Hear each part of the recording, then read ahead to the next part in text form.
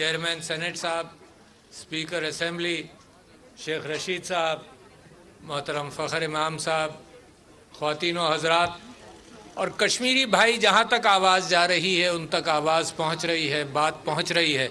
इसके बावजूद कि हिंदुस्तान ने यहाँ की आवाज़ें वहाँ पहुँचाने का में पूरी रुकावट पैदा की हुई है और वहाँ की आवाज़ें और वहाँ के इमेजेस और वहाँ की तकलीफ़ के इजहार के हवाले से मुकम्मल ब्लैकआउट जारी रखा है।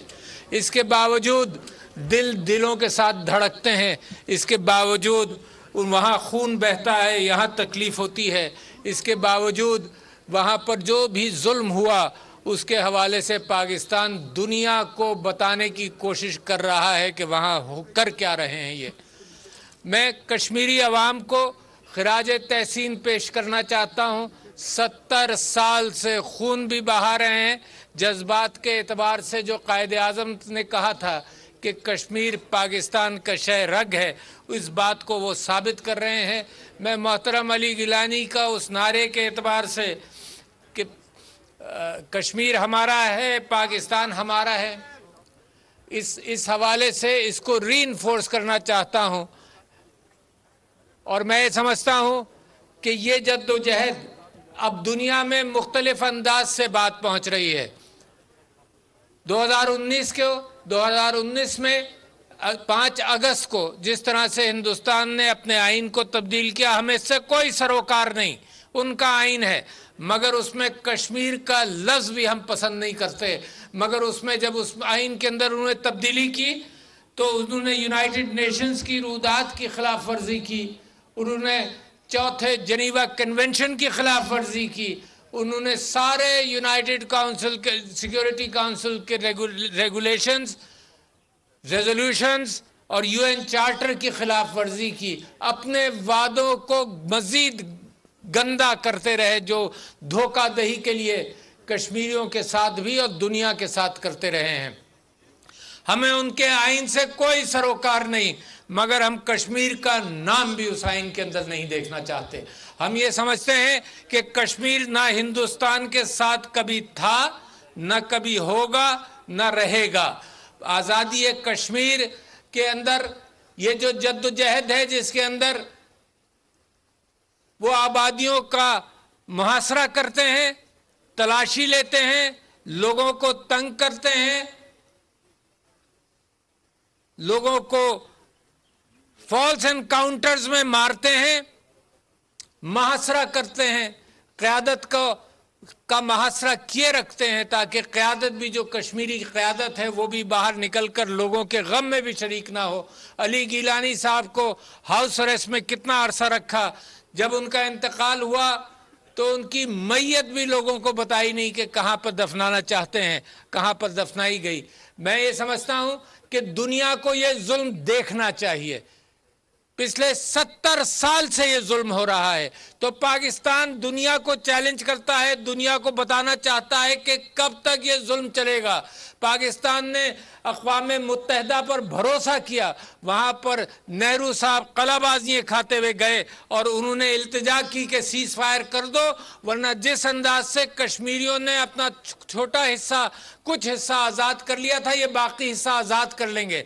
हर चीज़ मानी उस दिन, और पाकिस्तान ने भी ये यकीन किया कि ये अक़वाम मुत्तहिदा ताज़ी बनी है, दुनिया हमसे वादा कर रहा है, तो हम इनकी बातों में और इनके वादों में हम भी आए। मगर हाल ये है दुनिया का कि वेस्टेड इंटरेस्ट की वजह से इंडिया के मुजालिम के ऊपर आंख मीची हुई है। हाल ये है दुनिया का कि वो तिजारत और ताकत की बुनियाद पर, मोरालिटी और अक़दार की बुनियाद पर दुनिया के कान पर जूं तक नहीं रेंगती। मैं समझता हूँ ये पाकिस्तान का और मुसलमान दुनिया का मुस्तक़बिल है कि अक़दार की बुनियाद पर दुनिया पुकार कर कह रही है। सिर्फ कश्मीर के अवाम नहीं, दुनिया के सारे पिसे हुए अवाम देख रहे हैं कि कोई इदारा, कुछ लोग, कोई मुसलमान क्यों ना आए आगे जो लोगों को अमन दे। जिस तरह से जुल्म फ़लस्तीन के अंदर है, जिस तरह से जुल्म कश्मीर के अंदर है, बड़ी बड़ी मिसालें हैं कि दुनिया आंख बंद किए हुए है और छुपाती है इन बातों को। तो मेरे कश्मीरी भाइयों ने 9 लाख फौज वहाँ पर मौजूद है, 30 लाख کشمیری بھائیوں کو کے اوپر ظلم اور تشدد کرنے کے لیے 9 لاکھ بھارتی افواج وہاں موجود ہے.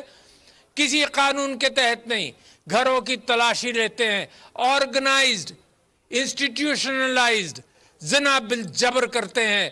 میں ہماری بہنوں اور ہماری ماؤں کے ساتھ انہوں نے جو حرکتیں کی ہیں, پیلٹ گنز کا استعمال کیا, دنیا میں کہیں استعمال نہیں ہوا, ہزاروں کو انہوں نے نابینا کیا. میں چیلنج کیا تھا میں نے انڈیا کو جب پہلی مرتبہ انہوں نے استعمال کی کہ انڈیا کے کسی اور خطے میں بھی تو لاقانونیت ان کے مطابق ہوگی, وہاں استعمال کر کے بتاؤ. نہیں کیا. یہ مشورہ لیتے ہیں ان قوموں سے جنہوں نے مسلمانوں پر ظلم و تشدد کا ایک پہاڑ الگ ڈھایا ہے, ان سے مشورہ لے کر کشمیری بھائیوں کو مزید پامال کرتے ہیں, ایکسٹرا جوڈیشل کلنگز کرتے ہیں, بند کر رکھتے ہیں. سالوں دہائیوں سے کچھ لیڈران کو بند کیا ہوا ہے, ہاؤس اریسٹ کیا ہوا ہے. میں ہماری بچیاں آرگنائز گینگ ریپ کرتے ہیں, آرگنائز انداز سے. سب کتنی بیوائیں ہیں وہاں پر, پوری نسلیں, پوری معیشت تباہ ہو گئی ایک پرامن خطے کی, ایک خوبصورت خطے کی. جنریشنز تباہ ہو گئیں, مجبور ہو گئے لوگ ہتھیار اٹھانے پر. اور میں انڈیا کو وارن کرنا چاہتا ہوں کہ پاکستان امن کے پرامن انداز سے پورا موقع دے رہا ہے دنیا کو کہ مسئلہ حل ہو, مگر یہ بھی سوچ لیں کہ پاکستان ہمیشہ ہاتھ پر ہاتھ دھرے بیٹھا نہیں رہے گا. میں کوئی اس کی گارنٹی ہم دے ہی نہیں سکتے. پاکستان, کشمیر پاکستان کا حصہ ہے, اور یہ لوگ, یہ ریئل اسٹیٹ نہیں ہے کہ کشمیر پاکستان کا حصہ ہے ریئل اسٹیٹ کے اعتبار سے. یہ دلوں کے آپس میں محبتیں ہیں, یہ دلوں کی دھڑکنیں ہیں, کوئی یکساں ایک ساتھ چلتی ہیں. تو میرے دوستوں بھائیوں, میں ڈیمانڈ کرتا ہوں انٹرنیشنل کمیونٹی سے کہ توجہ دے. ہندوستان کا اپنا حال تو یہ ہے کہ وہ مسلمانوں کے خلاف سارے کام اپنے انڈیا کے اندر بھی یہی حرکت کر رہا ہے.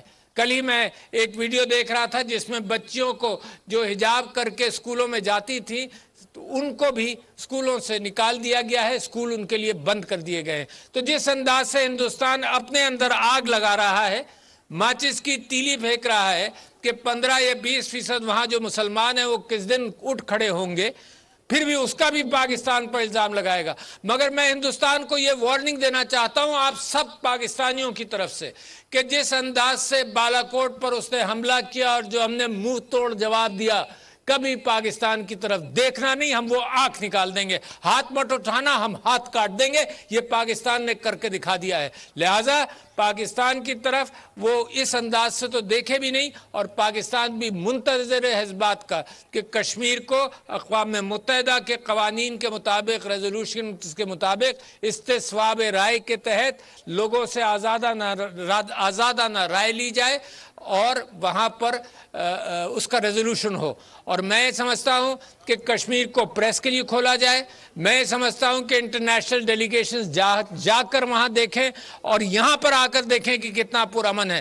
پچھلے ہی دنوں کشمیر پریمیئر لیگ کر کے, کرکٹ لیگ کر کے یہ دکھا دیا کہ کتنا پرامن ہے. وہاں ذرا کوئی بھی کام کر کے دکھائیں. وہاں ڈیموگرافک چینج کی میں مذمت کر رہا ہوں کہ یہ تقلیل آبادی کا سلسلہ جو شروع کیا ہے کہ وادی کے باہر کے لوگوں کو لا کر آباد کیا, یہ ڈیموگرافک چینج دنیا میں کہیں آج تک کامیاب نہیں ہوئی ہے, اور میں سمجھتا ہوں کشمیر کے اندر بھی کامیاب نہیں ہوگی.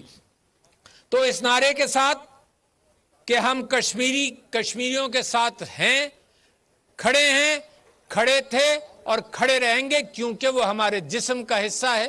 اس نعرے کے ساتھ کہ ہمارا دل انہی کے ساتھ دھڑکتا ہے, ہم کبھی پیچھے ہٹے نہیں, کبھی پیچھے انشاءاللہ کبھی پیچھے ہٹیں گے نہیں, اور کشمیر انشاءاللہ آزاد ہو کر رہے گا. میں اور آپ اپنی زندگی میں چند سالوں کے اندر یہ دیکھیں گے. السلام علیکم.